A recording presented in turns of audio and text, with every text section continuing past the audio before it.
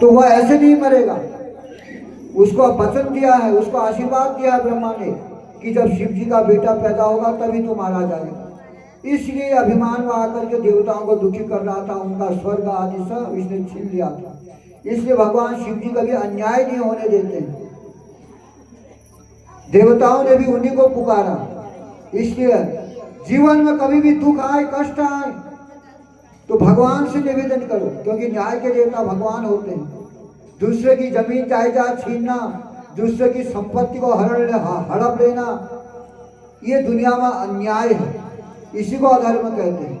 इसलिए जो दूसरे की संपत्ति को हड़ता है, अन्याय करता है, दूसरे के घर बार में आग लगा देता है, चोरी चारी करता है, ये सबको दंड देने वाले हमारे भगवान हैं।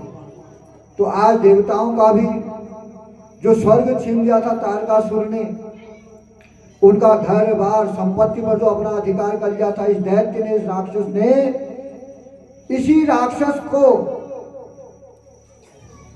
आज समाप्त करने के लिए, इसके अत्याचार को समाप्त करने के लिए तो भगवान ने सारी लीला रची है। तो संसार में सबको सुख देने वाले, न्याय करने वाले भगवान है। इसलिए भगवान की शरण में जाओ, आपस में लड़ाई झगड़ा मत करो, भगवान से कहो हे प्रभु तू ही न्याय करने वाला है। तो आज तब देवताओं को भी न्याय दिलाने के लिए ये सारी लीला रची। अब यह बालक भगवान शिव जी ने इसको आज्ञा दी और शिव जी की आज्ञा लेकर के यही बालक रथ में सवार हुआ। सारे देवता इनके साथ में हैं और सारे देवताओं को साथ में लेकर के देव सेना तारकासुर को मारने के लिए गई। जब तारकासुर को पता चला कि भगवान शिव जी का पुत्र कार्तिकेय नाम से प्रसिद्ध विश्व विख्यात है और आज वह युद्ध करने के लिए आ रहा है, तो सारे देवासुर संग्राम होता है, घोर युद्ध प्रारंभ हुआ।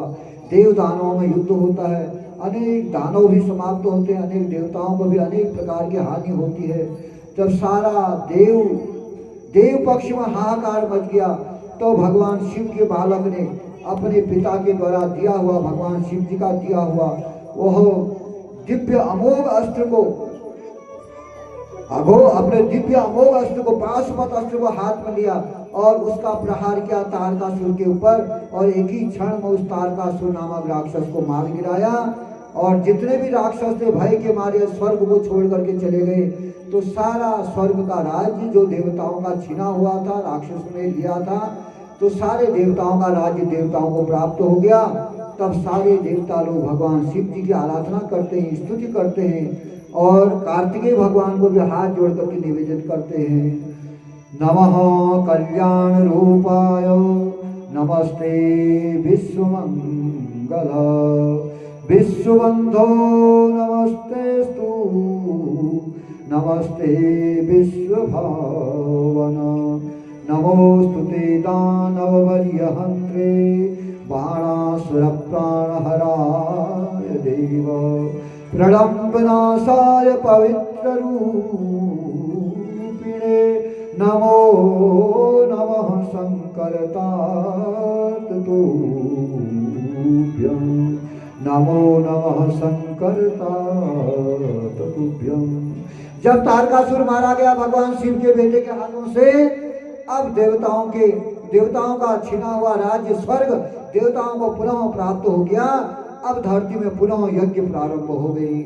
जगह जगह पूजा पाठ और दान पुण्य तर्पण पितरों का श्राद्ध आदि सब प्रारंभ हो गया। जब तक तारकासुर राक्षस था राजा, तब तक तो दुनिया में कोई भी यज्ञ याग आदि नहीं कर सकता था, कोई भी दान पुण्य नहीं कर सकता था, कोई भी भागवत कथा आदि अच्छे काम किसी को नहीं करने दिया। इसने सबको राक्षस बना दिया, मार मार करके सबको दैत्य बना दिया। जो ऋषि मुनि लोग जंगलों में छुप छुप करके भगवान का जाप ताप करते थे, उनको भी मार काट करके इसने सर्वनाश कर दिया। ऐसा विद्रोह फैलाया था इस तारकासुर ने। सब जगह आसुरी संपदा, सबको असुरी असुर बना दिया। इसलिए अधर्म का बोलबाला हो गया, सर्वत्र हाहाकार मच गया। तो धर्म के देवता शिव जी हैं। जब जब भी धरती में अधर्म बढ़ता है तो इसकी रक्षा के लिए ही वह परमात्मा अनेक रूपों में अवतार लेकर के आता है। अब कैसे अवतार ले वो वही जाने, इसलिए उसकी लीला को कोई नहीं जानता है। सज्जनों को कब कैसे आए, कैसे यहाँ पर प्रकट हो, वही जानता है। इसलिए भगवान भोलेनाथ जब देखते हैं कि धरती में जब जब भी अधर्म होता, अत्याचारी दुराचारी लोग बढ़ जाते हैं और सज्जनों को और धर्म को हानि पहुंचाते हैं, तो अपनी सृष्टि को कंट्रोल करने के लिए वह परमात्मा नारी बनना पड़े, पुरुष बनना पड़े, चाहे कुछ भी बनना पड़े, तो कार्तिक का रूप धारण करके ही आ गए और सबकी रक्षा करी, धर्म की रक्षा करी, देवताओं की रक्षा करी, सारे रक्षाओं का, राक्षसों का संहार किया। इस प्रकार कार्तिकेय भगवान के सारे देवता लोग जय जयकार कर रहे हैं और आरती करके निवेदन करके प्रार्थना करते हैं। तो ये है हमारे भोलेनाथ के बड़े पुत्र जिनका नाम है कार्तिकेय भगवान। बोले कार्तिकेय भगवान की जय। आप सब लोगों ने सुना कि कैसे इनका जन्म हुआ, 6 मुख कैसे बने और 6 माताओं का दूध पिया, 6 माताएं कौन थी, ये सारी लीला, सारी कथा आपने सुनी। तो तब सूत जी महाराज और कथा जो शौनक आदि ऋषियों को सुना रहे हैं, तो शौनक आदि ऋषियों ने कहा महाराज ये तो शिव जी का बड़ा बेटा है, कार्तिकेय इनको कहा जाता, लेकिन उनके जो छोटे पुत्र थे गणेश, गणेश भी उनके एक पुत्र थे, तो इनका जन्म कैसे हुआ और किस प्रकार से इनका नाम गणेश पड़ा, ये सारी कथा हमको समझाइए। तो गणेश जी का जन्म कैसे होता है, ये कथा भी सूत जी महाराज ऋषियों को सुना रहे हैं। आइए हम लोग भी गणेश जी का जन्म कैसे हुआ इस कथा पर थोड़ा सा चिंतन करते हैं। सूत जी कहते हैं कि ऋषियों, एकस्मिन्नेव काले च जया च विजया सखी, एकस्मिन्नेव काले च जया च विजया सखी, पार्वत्या च मिलित्वा वै विचारे तत्परा भवत। एक बार माता पार्वती एकांत में बैठी हुई थी। माता पार्वती की 2 सखियां हैं, एक का नाम जया है, एक का नाम विजया है। ये दोनों सखियां माता पार्वती से जाकर के शिकायत करती हैं, विचार विमर्श करने लगी। तब इन्होंने कहा माँ हम आपसे कुछ कहना चाहती हैं। पार्वती माता ने कहा क्या कहना चाहती हो? बोली मैया हमने देखा कि सारे गण शिव जी का कहना मानते हैं, शिव जी की बात को मानते हैं। क्या ये सारे गण शिव जी के ही हैं? आपका कोई अधिकार नहीं इन गणों पर। जिससे भी कहो वो हमारी बात को नहीं मानता है और आपकी भी बात नहीं मानता है। ये सब शिव जी की बात को मानते हैं, हमारा कहना तो मानते ही नहीं है। इसलिए मैया आपका भी कोई स्पेशल अपना गण होना चाहिए जो आपकी बात भी माने, हमारी बात भी माने। कोई आपका भी स्पेशल गण होना चाहिए। माता पार्वती ने उस समय तो इनकी बातों को सुनने का अनसुनी कर दिया। बोले हाँ हाँ ठीक कह रही हो, कह दिया, बस कोई ध्यान नहीं दिया। एक दिन की बात है, माता पार्वती स्नान कर रही थी। नंदी महाराज जो हैं उनसे कहा तुम दरवाजे पर बैठ जाओ, कोई भी अंदर आएगा तो उनको अंदर मत आने देना जब तक मैं स्नान ना कर लूं। माता पार्वती स्नान कर रही थी तो अकस्मात भगवान भोलेनाथ विचरण करके, कहीं से विचरण करके आज जैसे कैलाश में पहुंचे और अपने गुफा के द्वार के अंदर प्रवेश कर रहे थे, तो नंदी महाराज ने रोका नहीं, शिव जी को अंदर जाने दिया, प्रवेश करने दिया। तो उस समय माता पार्वती स्नान कर रही थी, शिव जी आए तो पार्वती को बड़ा दुख हुआ। पार्वती जी ने कहा मैंने तो नंदी को बैठाया था द्वार पर और कहा था, उसको समझाया था कोई भी आएगा तो मत आने देना, मैं स्नान कर रही हूँ, और मेरे ऐसे स्नान काल में भगवान भोलेनाथ बिना पूछे अंदर आ गए हैं। बहुत शर्मिंदा जैसी हुई पार्वती माता को और अत्यधिक दुख भी हुआ। अब यहाँ पर पार्वती माता को अपनी सखियों की याद आई। बोले मेरी सखियों ने अच्छी बात कही, जया और विजया ने बात ठीक कही। ये सारे गण हमारा कहना तो मानते नहीं हैं, इसलिए हमारे भी कोई पर्सनल गण होने चाहिए जो हमारी बात को माने। ये याद पार्वती माता को आई। कुछ दिनों के पश्चात माता पार्वती पुनः स्नान कर रही थी। आज स्नान करते करते यही बात जब उनको याद आई तो अपने शरीर को, माता की लीला है कौन जानता है, अपने शरीर को मल रही थी। अब कौन बताए इतना मल किसके शरीर से निकल जाएगा। अपने शरीर को रगड़ रही थी, उन्होंने ऐसी लीला रची, ऐसी लीला करी कि अपने शरीर से ही मैला प्रकट कर दिया। या देवी सर्वभूतेषु बुद्धि रूपे संस्थिता नमस्तस्यै नमस्तस्यै नमस्तस्यै नमो। वो लीला है माता की, क्या करना चाहती है वही जाने। तो उसके शरीर से असर बहुत सारा मैला इकट्ठा हो। माता ने खेल खेल में स्नान करते करते वो मैले को अपने हाथों से ऐसे कलाकारी दिखाई और करते करते एक बढ़िया मूर्ति बन गई।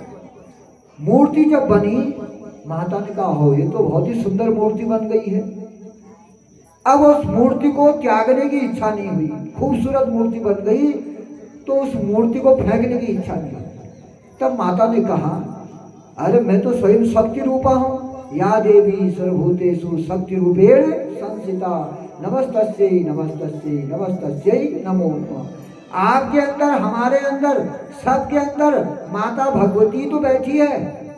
अगर माता भगवती हमारे अंदर नहीं बैठी होती तो हमारा शरीर कुछ भी नहीं कर पाता। कैसे बैठी है पता आपको? माता हमारे अंदर कैसे बैठी है? या देवी सर्वभूतेषु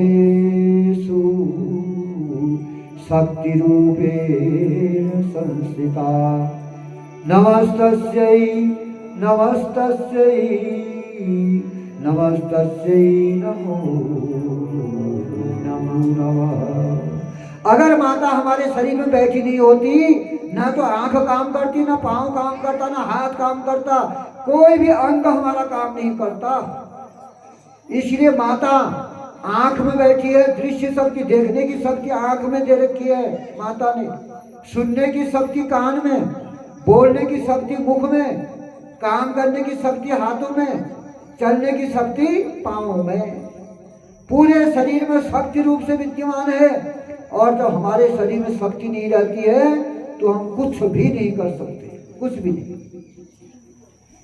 और वह शक्ति हमको दिखाई नहीं देती है। यही माता का निराकार रूप है। और निराकार रूप से शिव और पार्वती दोनों हमारे अंदर है। तो जब माता शक्ति रूप से हमारे शरीर में विद्यमान है, तभी हमारी आंख, कान, नाक सब काम करते हैं। और जब माता यहाँ से अपनी शक्ति को खींच लेती है, फिर शरीर मुर्दा बन जाता है। मुर्दा बन गया तो फिर उस मुर्दे से कहो देख कौन आ रहा है, वो मुर्दा कभी देख नहीं पाएगा, चाहे उसको आप कितने ही पावर का चश्मा लगा दो। मुर्दे के मुंह में आप रोटी डालोगे तो खा नहीं पाएगा, वो शक्ति भी छिन जाती है। मुर्दे को आप कितने कीर्तन भजन सुना दो, वो सुन नहीं पाएगा। और मुर्दे से कहोगे दौड़ लगा दे, कभी दौड़ नहीं पाएगा। क्योंकि माता एक एक इंद्रिय से अपनी शक्ति को खींच लेती है, कोई शक्ति नहीं रह जाती है। जब शक्ति अपनी शक्ति को महाशक्ति जब हमारी शक्ति को खींच लेती है तो फिर शरीर हमारा शक्तिहीन हो जाता है, कुछ नहीं कर पाएगा। अब कहाँ गई आंख की शक्ति मुर्दा होने के बाद? अब कहाँ गई कान की शक्ति? कोई काम नहीं कर पाएगा। इसलिए वही माता हमारे शरीर में, सबके शरीर में शक्ति रूप से, इसलिए कहा या देवी सर्वभूतेषु शक्ति रूपेण संस्थिता नमस्तस्यै नमस्तस्यै नमस्तस्यै नमो। ऐसी वह महादेवी शक्ति रूप से सबके शरीर में विद्यमान जब होती है। देखो यहां पर ये बल्ब जल रहा है, बल्ब सबको प्रकाशित कर रहा है। पंखा चल रहा है, पंखा सबको हवा दे रहा है। और ये माइक चल रहा है, इससे सबको आवाज सुनाई दे रही है। सारे यंत्र चल रहे हैं। अब ये सारे यंत्र अपने अपने तरफ से कहते हैं। बल्ब कहता है मैं नहीं होता तो किसी को प्रकाश नहीं मिलेगा। पंखा कहता है मैं नहीं होता तो किसी को हवा नहीं मिलेगी। माइक कहता है अगर मैं नहीं होता तो किसी को आवाज नहीं सुनाई देगी। अब ये सब अपनी अपनी तारीफ कर रहे हैं और अपनी अपनी बड़माई कर रहे हैं। जब सब अपनी अपनी तारीफ कर रहे थे तो इतने में क्या हुआ, पावर हाउस से लाइट चले गई। और पावर हाउस से लाइट के जाते ही बिजली भी बंद, माइक भी बंद, पंखा भी बंद। अब बताओ अब क्यों नहीं चल रहे? तो ये सब यंत्र काहे से चल रहे हैं? बिजली से। जब पावर हाउस से बिजली मिली है इसको, तब जाकर के माइक भी चल रहा है, पंखा भी चल रहा है, लाइट भी चल रही है, बल्ब भी चल रहा है। तो सज्जनों, वैसी ही पावर हाउस है हमारे भगवान, मैया है पावर हाउस। उस पावर हाउस से सबको शक्ति मिली है, और जब वह शक्ति छीन लेती है तो सबकी हेगड़ी निकल जाती है। जो अभी तक मैं मेरा कह रहा है वो सुन हो जाता है, मुर्दा हो जाता है। अब क्यों नहीं बोलेगा? क्योंकि पावर हाउस ने अपनी पावर खींच ली। इसलिए हम सब के अंदर उसी मैया की शक्ति है। इसलिए कहते या देवी सर्वभूतेषु शक्ति रूपेण संस्थिता। तो हम सबका शरीर काहे का बना है? बताओ, हम सबका शरीर काहे का बना है? मिट्टी का। पंच तत्व मिट्टी में मिल जाती है, नहीं राख में मिल जाती है। जैसा जिसका बना है वैसा ही बनता है अंत में। इसलिए राख का बना है तो राखी में मिल गया। हम सब मिट्टी के पुतले हैं, वैसे ही गणेश भी मिट्टी के पुतले हो गए। हम सबको भी मिट्टी का पुतला बनाया। हमारे अंदर भगवान ने प्राण संचार कर दिए, शक्ति संचार कर दी, सबके शरीर चलने लग गए। वैसे ही माता ने गणेश जी की भी मूर्ति बनाई मिट्टी की, अपने मैले की। गणेश जी की भी मूर्ति बनाई और तुरंत उसके अंदर प्राण भर दिए, शक्ति संचार कर दिया। माता ने कहा इस मूर्ति को मैं नहीं फेंकूंगी, मैं तो शक्ति रूपा हूं, मैं तो कुछ भी कर सकती हूँ। इसलिए इसी मूर्ति के अंदर मैं प्राण शक्ति संचार कर देती हूँ। तो मैया ने शक्ति रूप से उसमें विराजमान हो गई, प्राणों का संचार हो गया, मूर्ति बोलने लगी। बोले गणेश भगवान की। वही जड़ मूर्ति को उन्होंने चेतन बना दिया मैया। वो क्या नहीं कर सकती है, तो जड़ मूर्ति को माँ भगवती ने चेतन बना दिया और तुरंत माँ खुश हो गई, प्राणों का संचार हुआ, प्राण प्रतिष्ठा करी। पार्वती माता ने तुरंत वो छोटे से बच्चे को देखा, खुश हो गई, इतना प्यारा लग रहा है। अब उसको माता ने बढ़िया बढ़िया कपड़े पहनाए, मुकुट पहनाया, उसका श्रृंगार किया और गले से लगा लिया। माता ने कहा आज से तुम ही मेरे हो बेटा, ममता जोड़ ली उससे, माँ की ममता है। तुरंत गणेश को, इस बालक को अपने गले से लगा करके कहा आज से तुम ही मेरे हो। तब गणेश जी हंसने लगे माता के सामने, कहा माँ आपने मेरे को जन्म दिया है, आपने ही मेरे शरीर में ये शक्ति प्रदान कर रखी है, ये प्राण आप ही ने मेरे शरीर में संचालित कर रखे हैं, इसलिए मैं आपका हूं, मैं आपका पुत्र हूं। इसलिए बोलो मेरे को क्या करना है, क्या आज्ञा है मेरे को बताओ, आप जैसी आज्ञा करोगी मैं वैसा करूंगा। तो इस बालक ने अपनी माता पार्वती से जब आज्ञा मांगी तो माता पार्वती ने कहा बेटा आज से तू मेरा द्वारपाल होगा, तू मेरा द्वारपाल होगा, मेरे द्वार पर पहरेदारी करेगा। ले मैं तेरे को एक लाठी देता हूँ। एक लाठी इस बालक के हाथ में दे दी और कहा कि इस लाठी को लेकर के तू दरवाजे पर बैठ जाना, बिना आज्ञा के कोई भी अंदर ना आ पाए ऐसा काम करना, किसी को अंदर मत आने देना।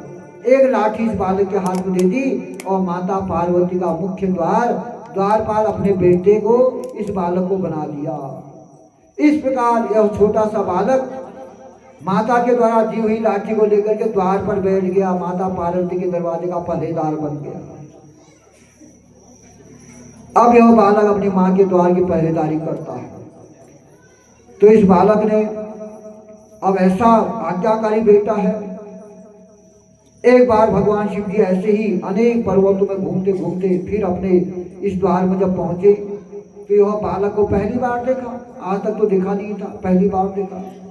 तब शिव जी ने पूछा भाई तुम कौन हो और यहाँ पर कैसे बैठे हो, ये तो मेरा घर है, तुम यहाँ पर कैसे बैठे हो।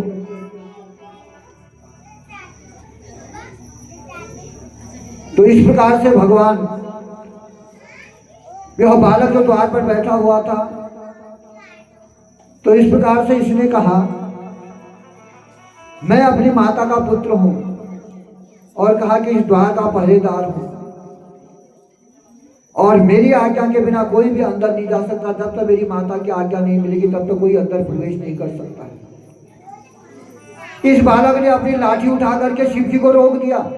शिव जी जबरदस्ती अंदर को जाने लगे, इसने अपनी लाठी को तिरछा लगा करके रोक दिया।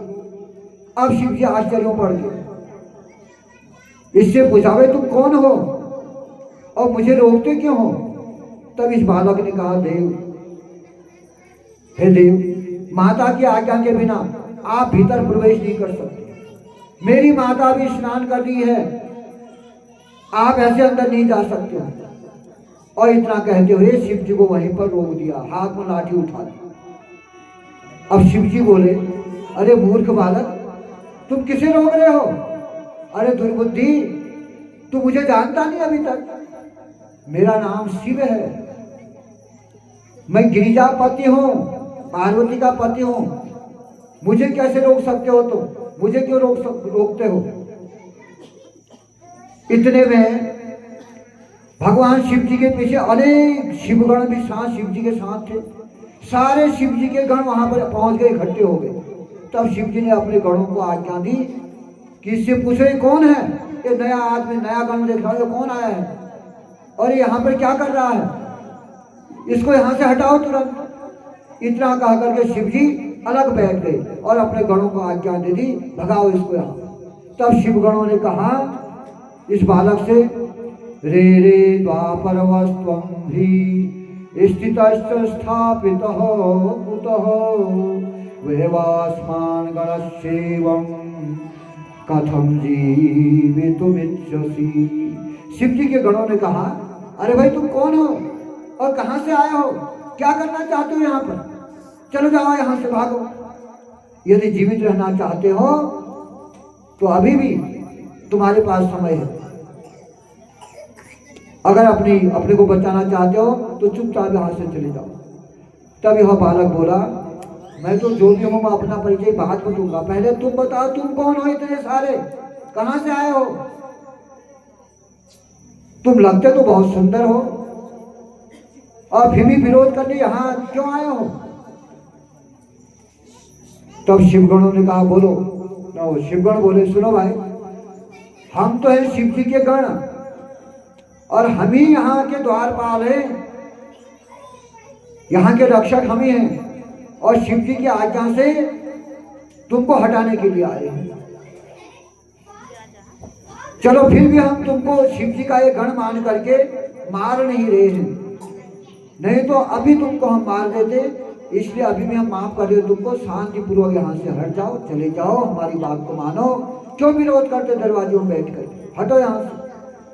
तब गणेश जी ने कहा, इस बालक को, इनकी बातों को सुन करके इस बालक को बड़ा क्रोध आया। तब गणों ने ऐसी बात कही तो बड़े क्रोध में आ गया वो बालक और बोला, अच्छा,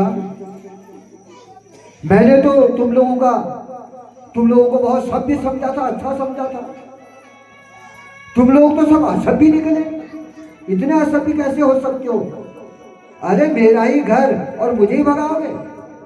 ये घर तो मेरा है, मेरी माँ का है, और तुम मेरे को ही भगाना चाहते हो? अभी भी समय है, यहाँ से दूर चले जाओ।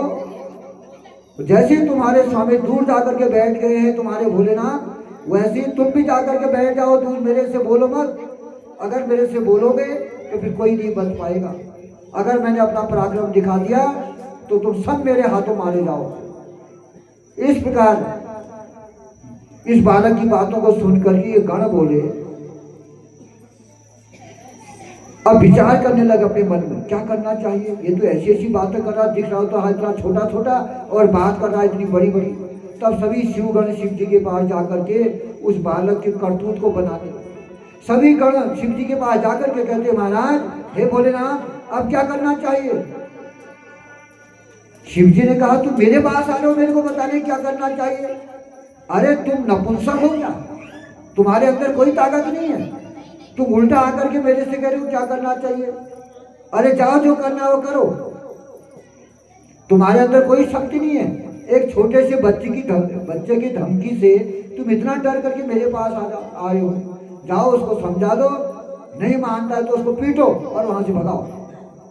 शिवगण शिव जी की आज्ञा लेकर के पुनः द्वार पर जाते हैं और शिव जी के गण बड़े जोश में नाना प्रकार के अस्त्र शस्त्रों के साथ वहां पर पहुंचे द्वार पर, और झिड़क करके बोले, गुस्से में बोले, अरे दुष्ट बालक, तूने हमारा अपमान किया है, अब हम तुझे अपना पराक्रम दिखाते, देख हमारे अंदर कितनी ताकत है, अब हम तेरे को बताते हैं। इतना कहते ही इन शिवगणों ने गणेश जी का हाथ पकड़ करके उठाना चाहा, गणेश जी को पटकना चाहा।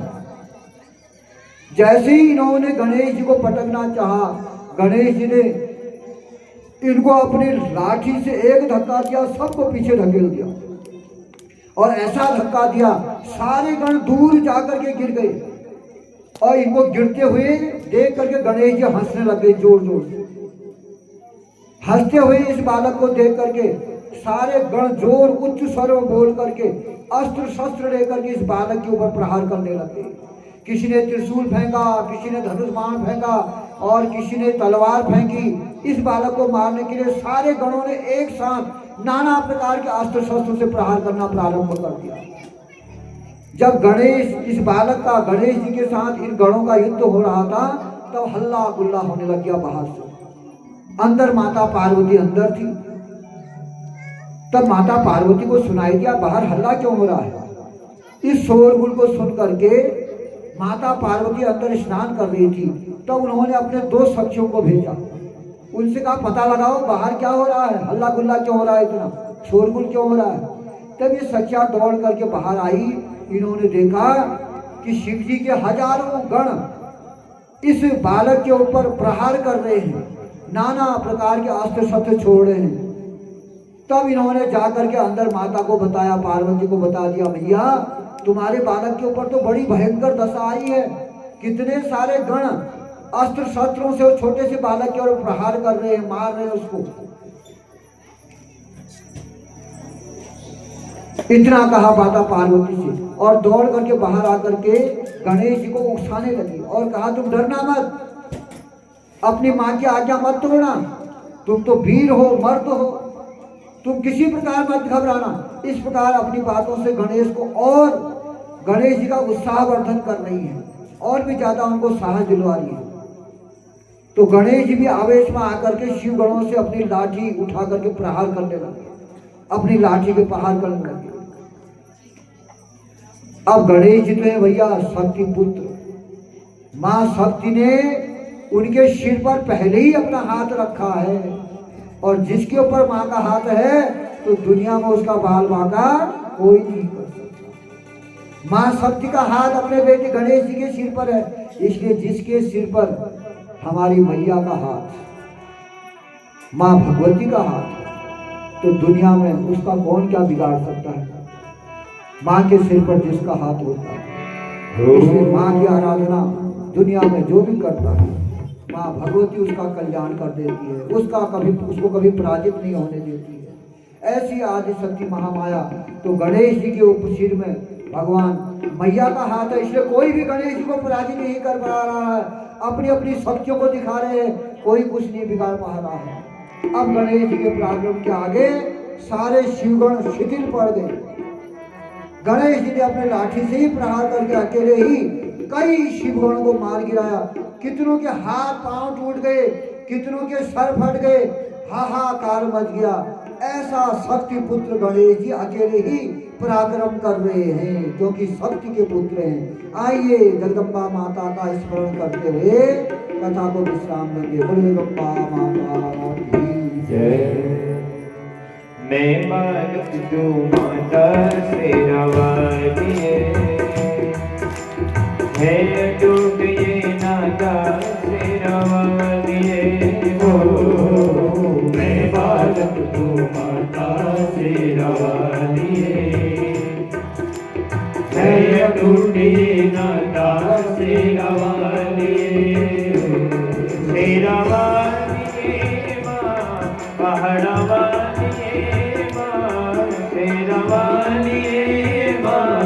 पहाड़वालिए माँ, मेहरवालिए माँ, जोतवालिए माँ, मैं बालक को माता से रवालिए हो।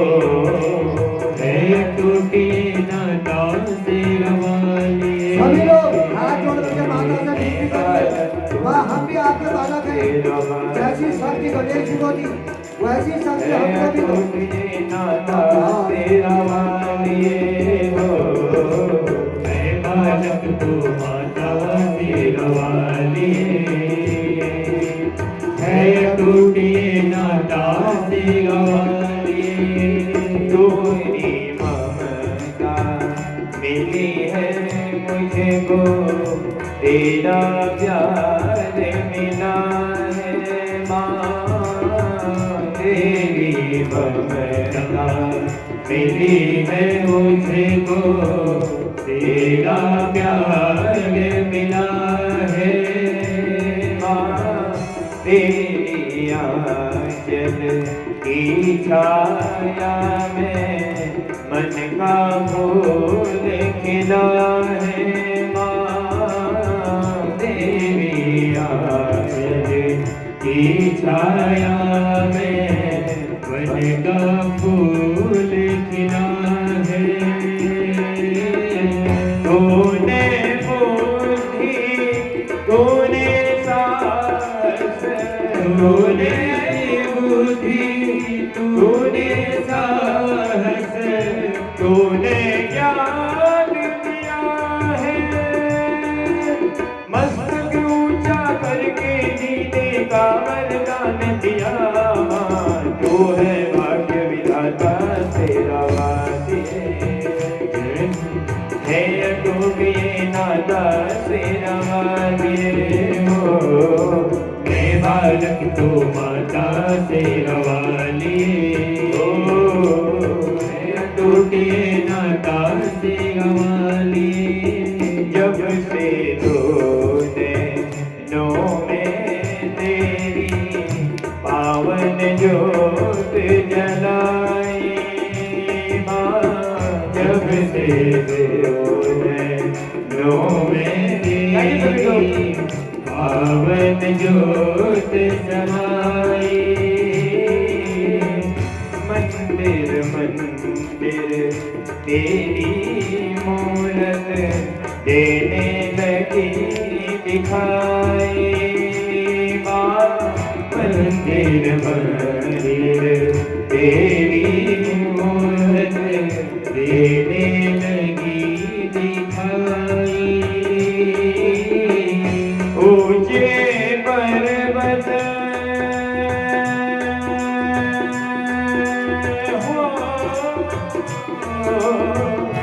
ऊंचे पर्वत पर मैंने भी ऊंचे पर्वत पर मैंने भी डाल दिया है डेरा जिस दिन करे जो तेरी पूजा मैं वो दासों तेरा रहूं तेरे गुण गाता तेरा वादे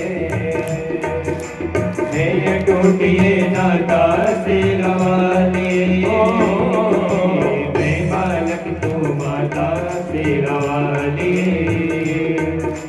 है टूटिए नाता से गवाले पहाड़ा वाली है माँ शेरा वाली है माँ जोता वाली है माँ जोता वाली है पहाड़ा वाली है माँ जोता वाली है शेरा वाली माँ जोता वाली